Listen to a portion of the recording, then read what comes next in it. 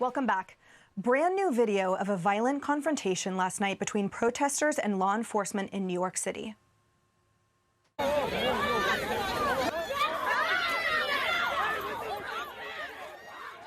Demonstrators, some reportedly with Black Lives Matter, shoving police officers as the scene turned chaotic. You can hear someone in the crowd yelling "disgrace" at the officers.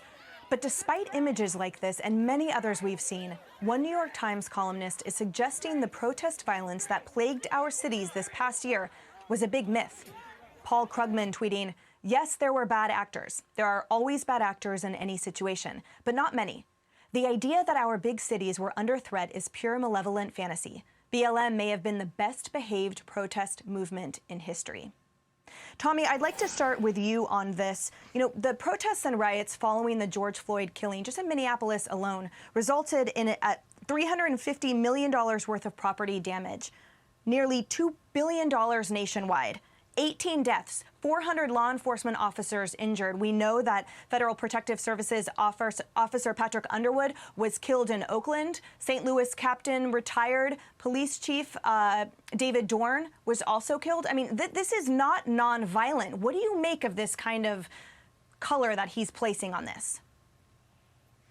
Unfortunately, those in the fake news media think the American people are stupid, and they think that their smoke and mirror charade is working and making us believe that the BLM movement is mostly peaceful. But then again, we did have a CNN reporter that stood in front of a burning building and said that the protests were mostly peaceful. So they want us to, I guess, not believe our own eyes. We're seeing what's happening here. But the thing about the BLM movement is this, that everything that they've been doing for the last several months, if not several years, has been working. They've been given a pass to lawlessness. They have our own vice president tweeting out contributions for the bail effort to get some of these individuals out of jail and to pay for their process. So they've been given this giant pass, and they're going to run with it. You know, this organization, as violent and destructive and disgusting as it may be, they are smart people that are running it. Obviously, we know that they are enriching themselves, but just beyond that, they know that they've got our Democratic leaders. They know that they've got the media. They know that they've got a lot of companies, social media, and pop culture on their side. So they're running an intimidation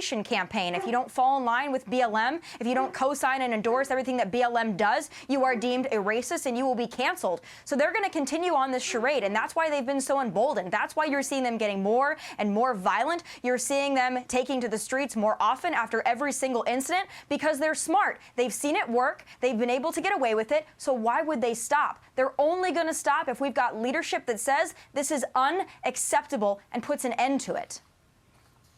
Kaylee, part of the impact of this narrative being pushed of the no destruction and no violence quality of this movement, of these protests throughout the last year, is that it gaslights all of those citizens who had their livelihoods destroyed, who lost their loved ones, who had their loved ones injured during the process. And who is listening to those Americans? Who is actually paying attention and trying to restore their livelihoods and their fractured families? You're right. It totally ignores their pain, their suffering. That's exactly it. And it's so insulting if you've had your business burned down, if you tragically lost a family member in these riots, to turn on MSNBC and see a reporter standing there with a microphone saying, what we're seeing here is generally not unruly, as a building is in flames behind him.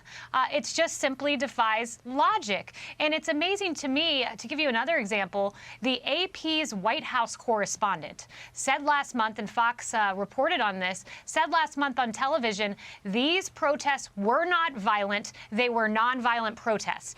Now, he knows that's not true. He sat in my White House press briefings when I played the footage that you're watching right now on your screen, similar footage, but he went on TV and said the opposite. But the facts tell the story when you have 14,000 arrests at the nonviolent protest, 14,000 across the country, 12 cops shot, and a White House correspondent has the audacity to go on TV and say, no violence here.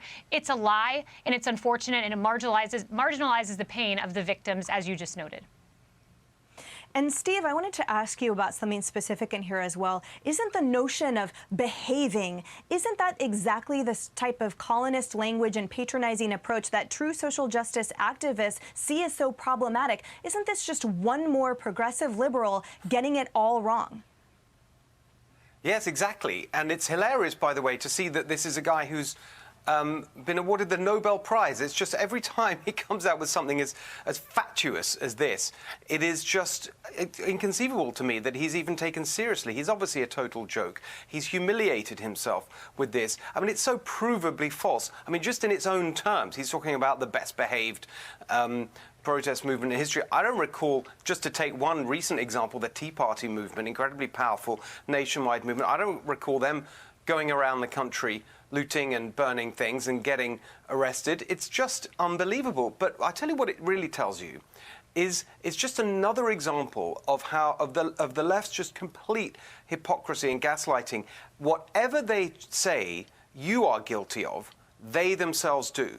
So, for example, they've been completely on their high horse about how certain people, Trump supporters and those who are in the media on that side of the argument, have been trying to pretend that the January the 6th events at the Capitol, the riot at the Capitol, never really happened, airbrush it out of history. They're completely enraged when people try and put that into context. And now we see them doing exactly the same thing, but much, much worse, in relation to these riots that were provably dangerous and damaging. And are still going on.